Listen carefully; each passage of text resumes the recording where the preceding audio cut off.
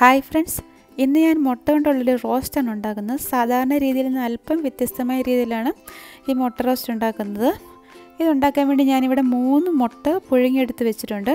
അത് നല്ലതുപോലെ ഒന്ന് വരഞ്ഞിട്ടുണ്ട് കത്തി ഉപയോഗിച്ച്. പിന്നെ ഞാൻ ഇതിൽ പുരട്ടാൻ വേണ്ടി ഒരു മസാല ഒന്ന് ഉണ്ടാക്കുന്നുണ്ട്. അതിനുവേണ്ടി ഒരു 1/2 ടീസ്പൂൺ മുളക് പൊടിയും ഒരു 1/4 ടീസ്പൂൺ മഞ്ഞൾപ്പൊടിയും അല്പം ഉപ്പും കൂടി ഇവിടെ എടുത്ത് വെച്ചിട്ടുണ്ട്. അതിലോട്ട് അല്പം വെള്ളം ഒഴിച്ചിട്ട് അതൊരു പേസ്റ്റ് ആക്കിയിട്ട് ഈ മുട്ടയിലൊന്ന് തേച്ച് പിടിപ്പിക്കണം. ഇപ്പം ഞാനിവിടെ 3 മുട്ടയിൽ മസാല ഒന്ന് തേച്ച് പിടിപ്പിച്ചിട്ടുണ്ട്. ഇനി ഇതൊന്ന് ചെറുതായിട്ടൊന്ന് ഫ്രൈ ചെയ്തെടുക്കണം.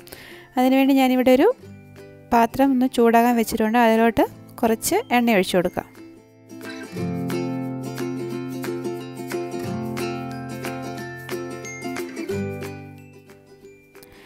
ഈ മുട്ട ഒരു 5 മിനിറ്റ് ചെറിയ തീയിലിട്ടിട്ട് ആ മസാലയൊക്കെ ഒന്ന് കരിഞ്ഞു പോകാതെ ഒന്ന് ഫ്രൈ ചെയ്തെടുക്കണം.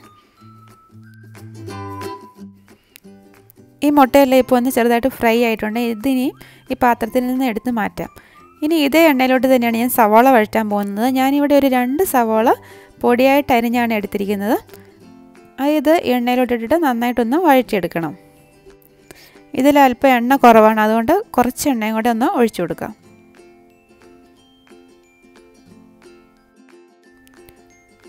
ഇതിലോട്ട് ഇനി ആവശ്യത്തിന് ഉപ്പും കൂടെ ചേർത്ത് കൊടുക്കാം.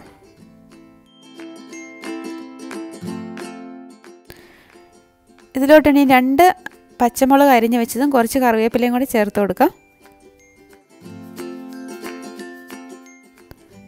പിന്നെ ഇതിലോട്ട് ഒരു ടീസ്പൂൺ ഇഞ്ചി വെളുത്തുള്ളി പേസ്റ്റും കൂടി ചേർത്ത് കൊടുക്കാം. ഇത്രയും ചേർത്തിട്ട് ഇത് നന്നായിട്ടൊന്ന് വഴറ്റിയെടുക്കണം. സവാള നന്നായിട്ട് വഴന്നാൽ മാത്രമേ ഉള്ളൂ ഈ റോസ്റ്റിന് നല്ല ടേസ്റ്റ് കിട്ടത്തുള്ളൂ.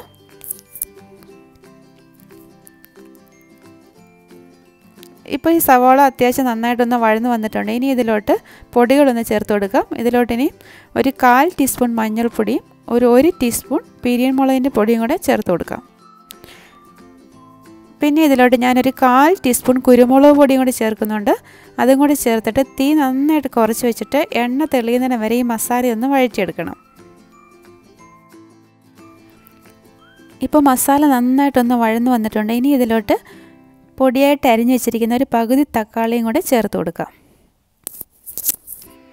തക്കാളിയും കൂടി ചേർത്തിട്ട് ഇത് നന്നായിട്ടൊന്ന് വഴറ്റിയതിന് ശേഷം പാത്രം അടച്ച് വെച്ചിട്ട് തീ കുറച്ചിട്ട് ഒരു 5 മിനിറ്റ് ഒന്ന് വേവിച്ചെടുക്കണം.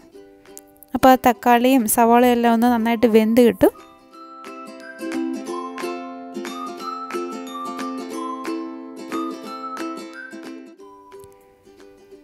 ഇനി പാത്രം തുറന്നിട്ട് ഇതിലോട്ടിനി ഒരു 1/2 ടീസ്പൂൺ സോയാ സോസ് ചേർത്ത് കൊടുക്കാം. ഞാനിവിടെ ഡാർക്ക് സോയാ സോസാണ് ചേർത്ത് കൊടുക്കുന്നത്.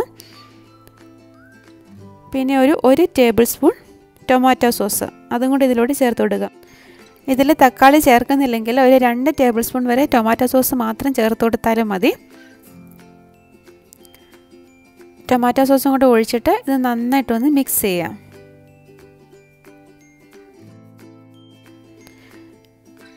പിന്നെ ഈ മുട്ട റോസ്റ്റിലോട്ട് ഞാൻ കുറച്ച് ക്യാപ്സിക്കം കൂടി ചേർക്കുന്നുണ്ട്. ഒരു ചെറിയ പീസ് ക്യാപ്സിക്കം ചെറുതായിട്ടൊന്ന് അരിഞ്ഞതാണ്. അതും കൂടി ഇതിലോട്ട് ചേർത്തിട്ട് ഇത് നന്നായിട്ടൊന്ന് വഴറ്റിയെടുക്കണം.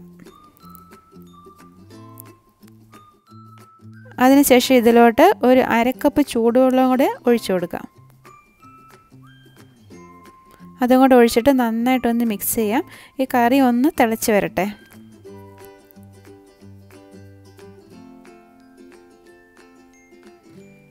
ഇനി ഇതിലോട്ട് നേരത്തെ നമ്മൾ ചെറുതായിട്ട് ഫ്രൈ ചെയ്ത് വെച്ചിരിക്കുന്ന മുട്ടയും കൂടി ചേർത്ത് കൊടുക്കാം. പിന്നെ ഇതിലോട്ട് ഞാനൊരു 1/4 ടീസ്പൂൺ പഞ്ചസാര ചേർക്കുന്നുണ്ട്. ആ തക്കാളിയുടെയും ടൊമാറ്റോ സോസിൻ്റെയൊക്കെ പുളി ഒന്ന് ബാലൻസ് ചെയ്യാൻ വേണ്ടിയാണ് ഇതിൽ പഞ്ചസാര ചേർത്ത് കൊടുക്കുന്നത്. അതും കൂടെ ചേർത്തിട്ട് നന്നായിട്ടൊന്ന് മിക്സ് ചെയ്യാം. ഇനി പാത്രം അടച്ച് വെച്ചിട്ട് ചെറിയ തീയിൽ ഒരു 5 മിനിറ്റ് ഈ മുട്ട റോസ്റ്റ് ഒന്ന് വേവിച്ചെടുക്കണം.